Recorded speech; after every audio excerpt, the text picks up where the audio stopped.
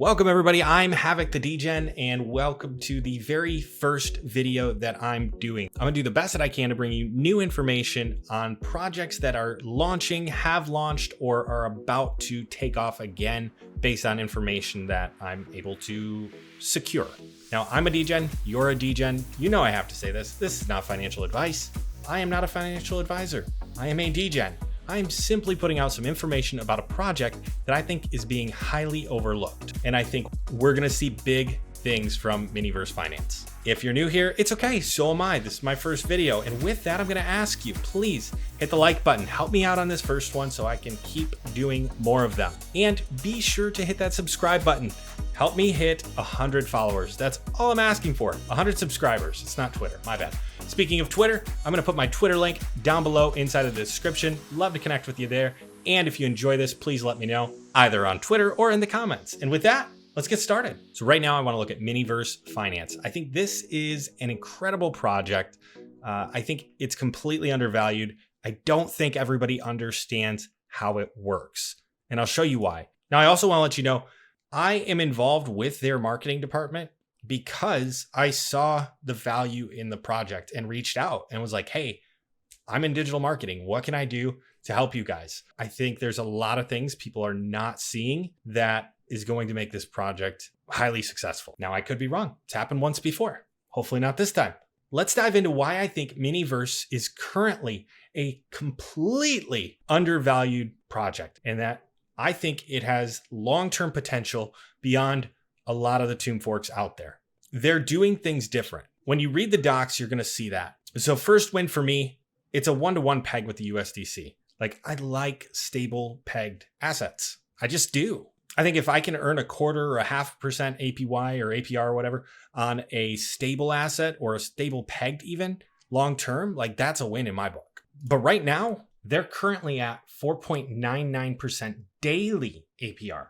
The other thing that you need to know is they're on YieldWolf. They're not on Beefy Finance. And once that value reaches a certain point, they're going to be eligible to be on Beefy Finance, which is going to bring in a lot more money as well. But then we get into their NFTs, we get into their community. They have a really strong community in Discord. People are constantly helping each other. People are constantly there talking. The admin is active, I would say 14 hours a day. I don't know about you, but one of the first things I look for when I look at a project is how active is the admin?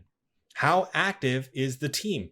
Or if they're not active inside of the Discord, it doesn't matter to me if they're KYC'd. It doesn't matter to me if they're doxed. I was just in Elixir recently and the team was semi-absent. I mean, the mods were great, but the actual team behind the project would put out like 1, maybe 2 posts a day. They'd put out an announcement, then they might chat for 5 minutes and then they're out. They check out. In the meantime, everybody inside of their Discord is freaking out about this or that or the other thing, and there's nobody there to answer their questions. The mods are reaching out and not getting answers. It was pretty rough. So to me, an active community, an active team inside of Discord is a huge asset to any project. If you go to their docs, it's a little bit confusing. You go in here, you see, yeah, KYC by 8 o'clock. So that's nice. Get a little bit of security there. It's pegged 1-to-1 to the USDC on Phantom Chain. So you gotta love that. But here's where it gets interesting. More than a tomb fork, we are a spork. MiniVerse Finance will be bridging the gap between the NFT space and the DeFi space on Phantom. Through our NFT GameFi, we plan to bring utility to MV Dollar, which is their algorithmic stablecoin pegged 1-to-1 with the USDC. So if you go in here further, you're gonna see they actually had a land NFT sale. Now, this was kind of interesting because it helped to build protocol-owned liquidity, or POL, that a lot of tomb forks are not launching with. This means they actually have a budget to advertise and to build a great product. Now, everybody does this. They go to the roadmap, so I'll go to the roadmap. Here it is. I mean, you can see there's the address. You can go check it out, or I'll put it down below in the links. But basically, they wanted to sell out the Genesis NFT collections, MiniGuineas, MiniChillas, which I'll get to that in just a second. They did do that, which was cool. Launch the fork, land NFT mint, launch gamified NFT staking, and so on down the list. So let's go check out these NFTs. We've got the MiniGuineas right here, and we've got the MiniChillas. Now, these minted at 15 FTM. These minted at 35 FTM. The MiniChillas currently have a floor of 119 FTM, with active sales. So there are definitely people who are seeing the value, which we're going to get to in a minute, in the NFT GameFi, whatever they're building here. And then we go to the mini guineas. You've got a floor of 189. Again, these minted at 15 and 35 FTM. Now the mini land, the mint is closed on that. They minted all the mini land that they were going to mint for this phase. And so that's been closed.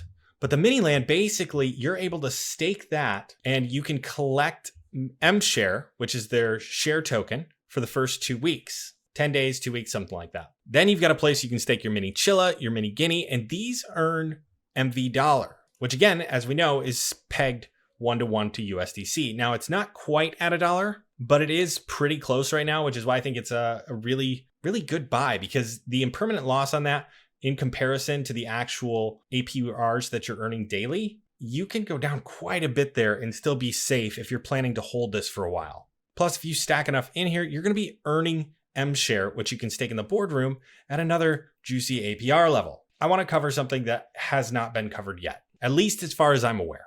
Now, I actually created this myself. This is the breakdown of what they try to explain inside of the documents.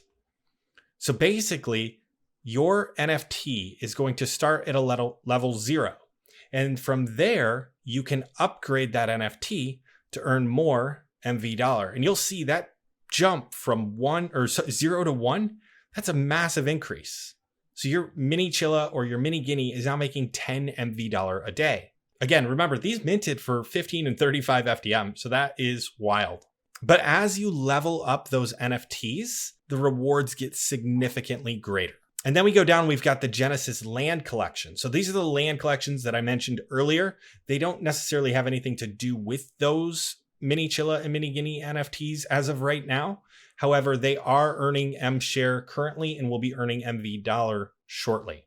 So in order to level up your land, you can level up your bronze all the way up to level 4, your silver to level 4, and so on, right? You can't level up a bronze to a silver. That would be cool, but that's not how it works. But all you need to do to level up the land is to give it 1 blueberry or use 1 blueberry. Now you're probably thinking, wait, how do I get blueberries? Don't worry, we're going to get there. Again, this complicated process, I think, is the reason that it hasn't taken off yet. But as they get closer pegged to the dollar, or as they start to rise, there's going to be more money coming in.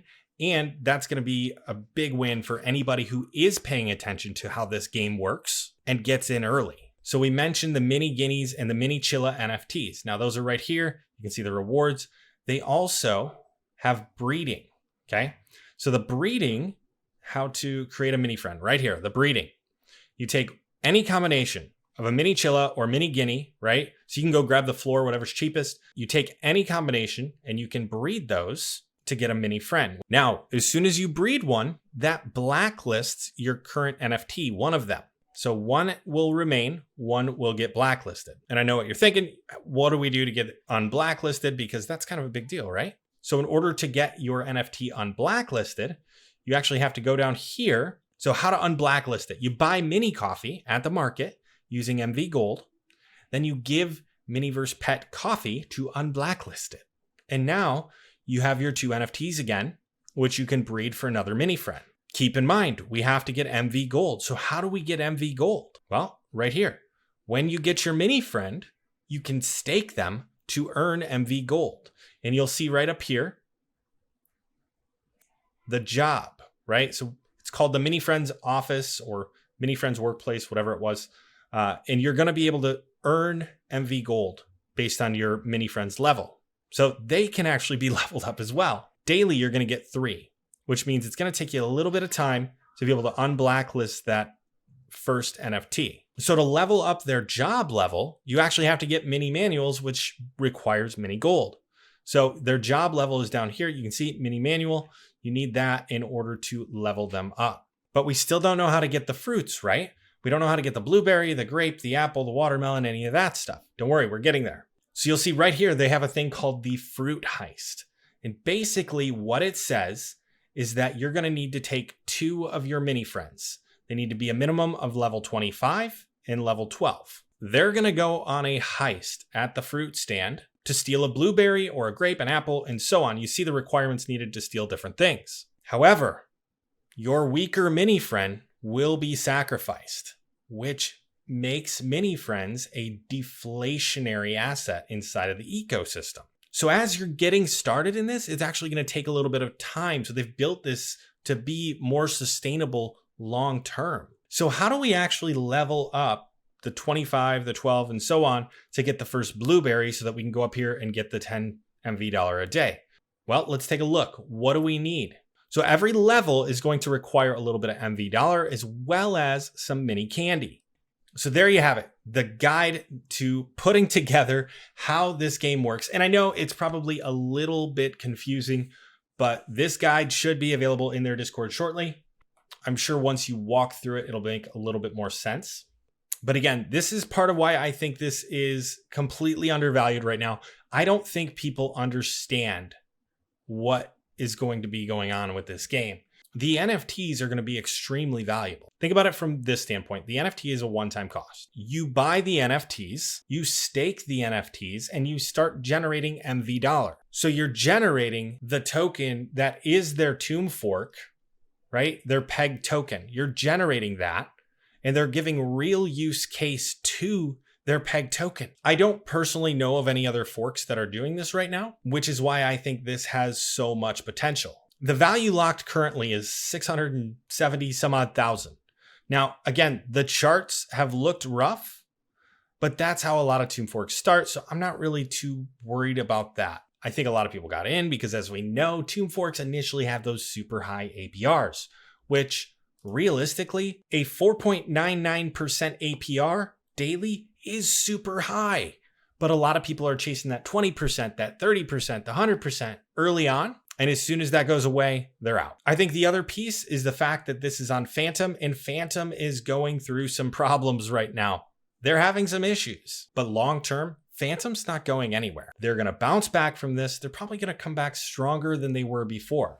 And with them, a lot of the projects on their network. So once again, everybody, this is Havoc the Degen. This is my first video. I hope you like it. I hope you enjoy it. I hope I gave you some value. And if that is the case, please do me a favor, like the video, drop me a comment, add me on Twitter, and subscribe to YouTube. Actually, it's like 4 favors. Whatever, I'm new.